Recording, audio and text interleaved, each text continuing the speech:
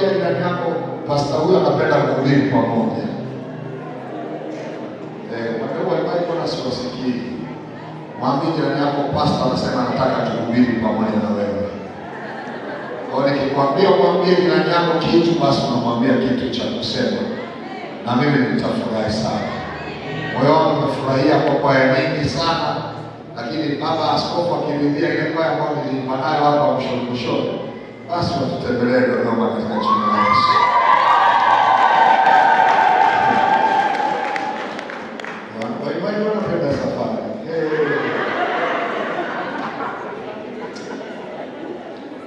Ninamtukuza Mungu kwa ajili ya baba yangu na mama yangu.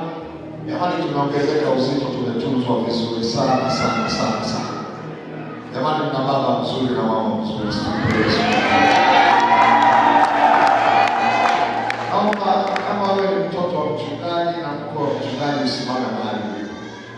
Yaani wewe tu ni mtoto wa mchungaji na mke wa mchungaji, na mke wa mchungaji kama yuko hapa, simama tu jamani. Tuwapige makofi watu wazuri hawa. Wao watu wataka kupiga makofi, sema piga tu makofi. Wakupewa sifa na utukufu na heshima ni wewe, mwenye nguvu na uweza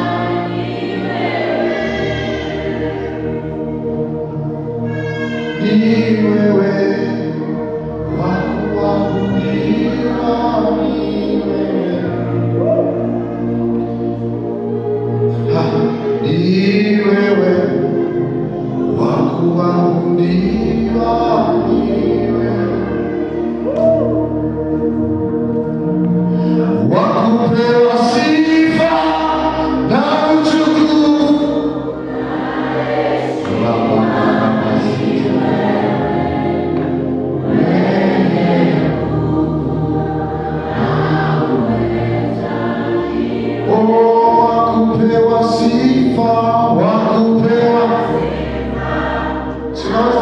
sauti yako kidogo.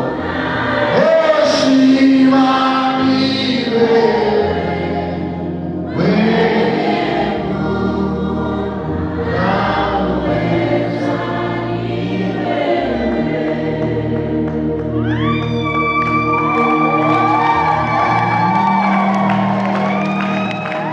Nimekuja kukwambia ya kwamba hautaishia njiani. Nimetumwa na Roho Mtakatifu asubuhi ya leo kuja kuambia watu wachanji, hatutaishia njiani. Kazi ya Mungu lazima ikamilike.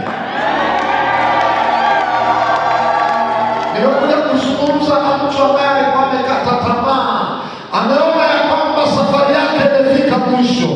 Leo Roho Mtakatifu amenituma niseme na mtu mmoja ya kwamba safari yako bado hautaishia njiani. Simama, jikute mavumbi, endelea na safari. Hautaishia njiani.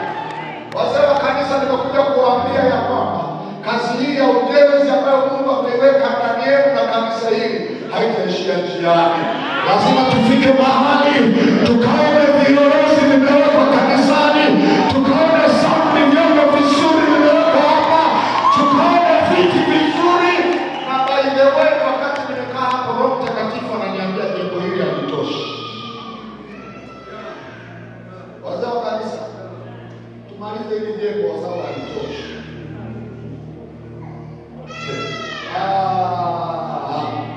Hebu nisaidie kusimama mahali ulipo, alafu tafuta watu. Mimi mhubiri ambaye napenda kuhubiri pamoja.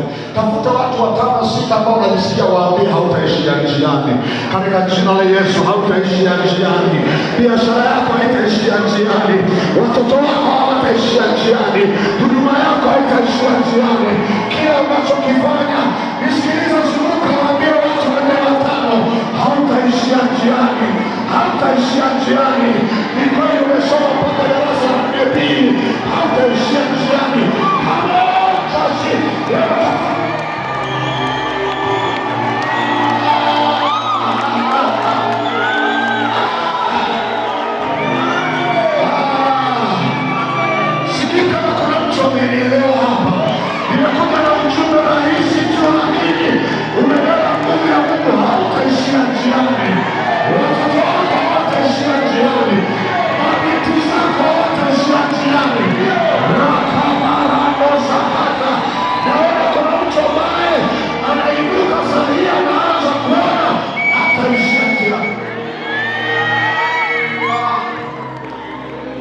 hautaishia njiani.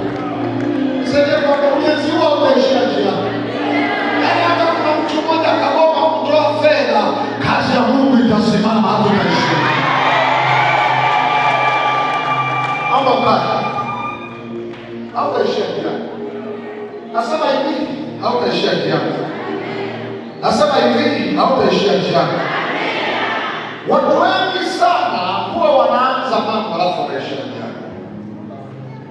Hata kama jirani yako aliyekuwa na mshoto, alianzisha biashara fulani, alianzisha jambo fulani alafu kaishia njiani. Anaanza kuuza samaki lakini leo hauza samaki. Leo anauza mboga mboga. Wiki ijayo kutoka ya mboga mboga anatembea na hereni 3 anauza hereni. Nisaidie kumwambia jirani yako hautaishia njiani. Kuna makanisa mengi sana yanaanza ujenzi alafu yanaishia njiani. Miaka 10, miaka 20, jengo liko pale pale. Kuna vijana wengi huwa wanaanza mahusiano, lakini baada ya muda mchache wanaishia njiani.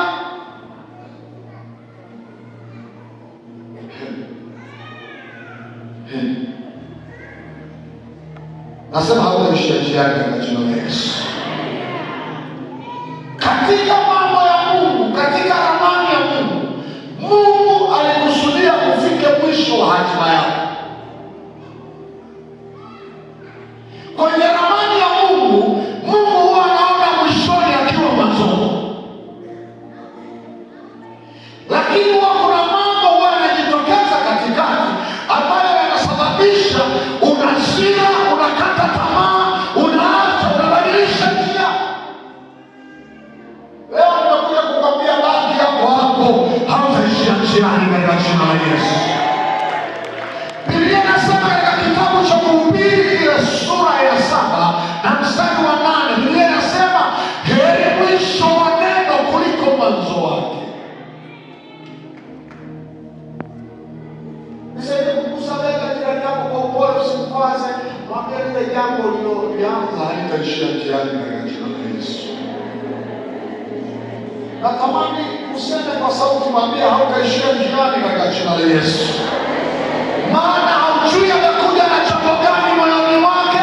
Ngoja mwambie hautaishia njiani katika jina la Yesu. Mungu anasema heri mwisho wa neno kuliko mwanzo wake.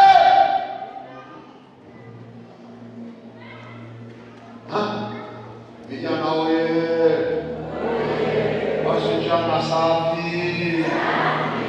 Wale walishawahi kuachwa kwenye mahusiano oye! Walishawahi kupigwa chini kama mimi oye! Nimekuja kukwambia hautaishia njiani. Kuna wakati ni jambazi, Mungu anaruhusu jambazi moja liondoke ili akuletee mume safi kutoka kwake, akuletee mke mzuri. Hautaishia njiani. Kuna dada moja mara alinipigia chini mwana. Mama nisema unaje?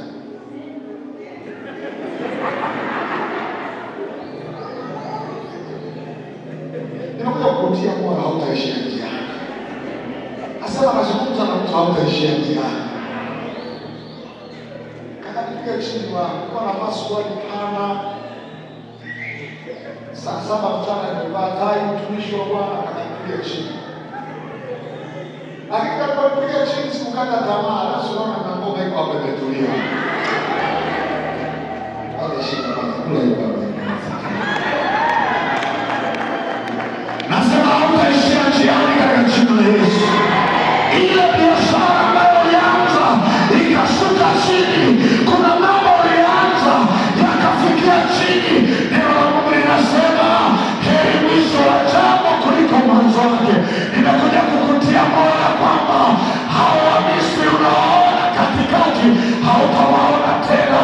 Mungu aliyekutoa Misri hatarajii uishie jangwani, anakusudia ufike njiani. Sijui kama nazungumza na mtu mahali hapa. Kuna jambo ambalo liko ndani ya moyo wako. Kuna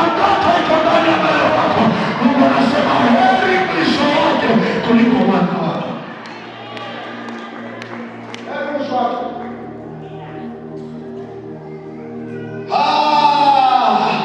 Hebu inua mkono wako, piga kelele, sema sitaishia njiani.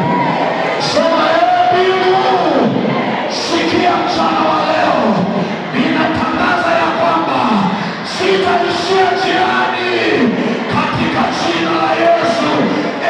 Biashara yangu, watoto wangu, kazi yangu, maisha yangu, ukoo wangu, sikia, sitaishia njiani. Ukiangalia ndugu zako wote wameishia darasa 7B na wewe umeshakata tamaa.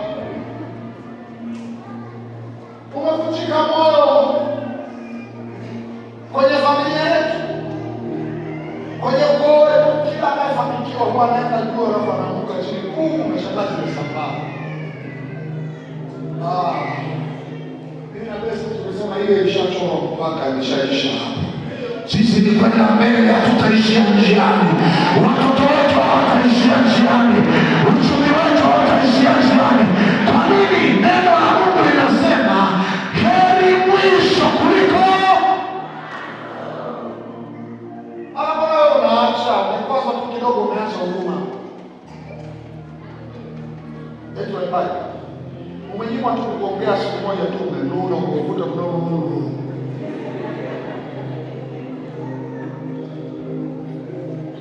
Mbele yako utaisha njiani.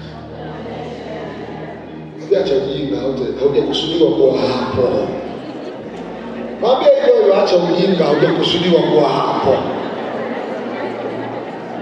Mungu anakukusudia. Ni wanawaambia watu mara nyingi, ukienda mbinguni Mungu akakuonyesha vitu ambavyo ulikuwa uvimiliki, vitu ambavyo vilikuwa ni mali yako, vitu ambavyo ulitakiwa uwe navyo, alafu hauna. Unamwambia Mungu, naomba nirudi duniani kidogo nikaonje, alafu imeisha hiyo. Haiko. Sasa kuambia jirani yako usiishie njiani. Ulikuwa na huduma nzuri, unafanya mambo ya Mungu vizuri, kanisani unakuja unafanya usafi bila sio zamu yako wala hujaambiwa, lakini umefika mahali tu ulikwazwa kidogo umeacha. Huo ni utoto. Biblia inasema katika kitabu cha Waebrania 11:5, Musa alipokuwa mtu mzima alikataa kuitwa mwana wa Farao. Nimekuja kuzungumza na mtu hapa, acha utoto. Kuwa mtu mzima haujakusudiwa kuishia njiani. Nasema acha utoto, haujakusudiwa kuishia njiani, umekusudiwa kufika mwisho.